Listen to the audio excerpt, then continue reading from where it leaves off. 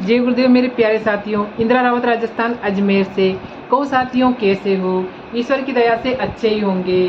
तो प्यारे साथियों, आज मैं आप लोगों के सामने ईश्वर के रूप में अवतरित कबीरदास जी महाराज की एक बहुत ही आध्यात्मिक और सच्ची कहानी आपके पास में लेके आई हूँ। एक कहानी नहीं है, ये एक सच्ची घटना है जो कि कबीरदास जी के रहते हुए उनके शिष्यों के साथ में ये घटना घटित हुई थी।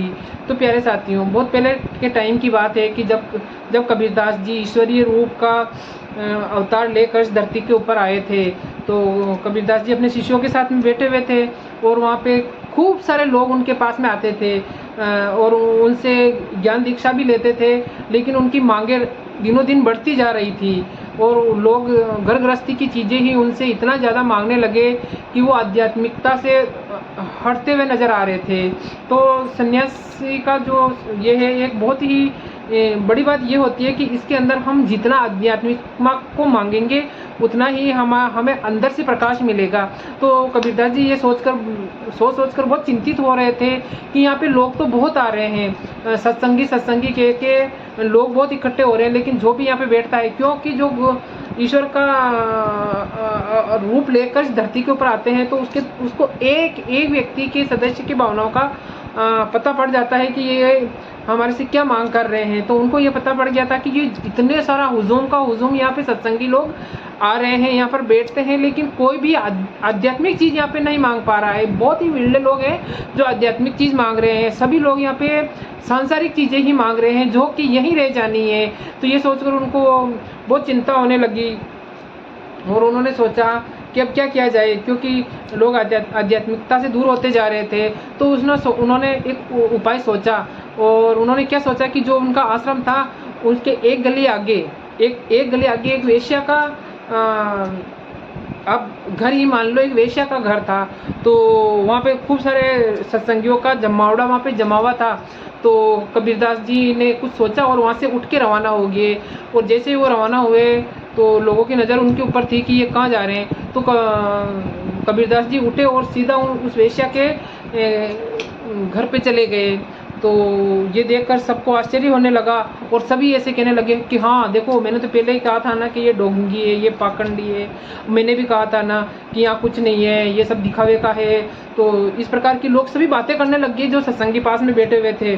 और धीरे धीरे करके सब, जैसे ही कबीरदास जी महाराज को देखा तो धीरे धीरे करके वहाँ से सब लोग गायब होने लगे और वहाँ से उठ के हुजूम ही चला गया।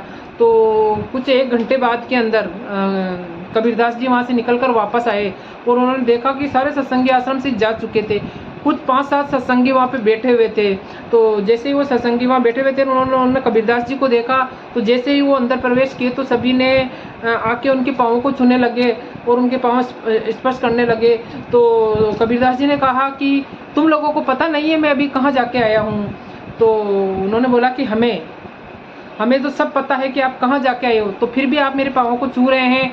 तो उन्होंने बोला कि हाँ, हमें सब मालूम है कि आप कहाँ जाके आ रहे हो, लेकिन हम ये सोच रहे हैं कि ज़रूर उस वेश्या के कुछ अच्छे कर्म रहे होंगे या उन्होंने कुछ न कुछ पुण्य कर्म किए होंगे, तभी तो आपके कदम उनके घर के ऊपर पड़े हैं, तो उसका तो कल्याण हो गया है।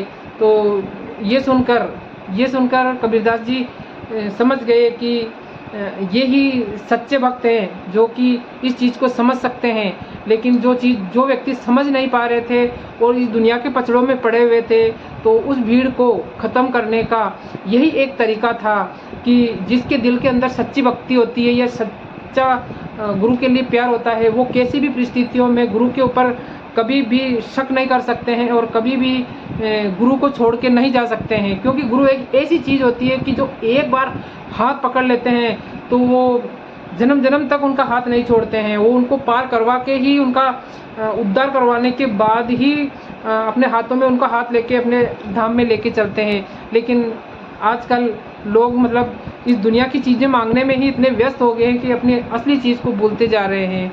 तो प्यारे साथियों, आपको ये कहानी कैसी लगी? अच्छी लगी हो तो लाइक, कमेंट और शेयर कीजिए। नए आए हो तो मेरे चैनल को सब्सक्राइब कीजिए। जय गुरुदेव।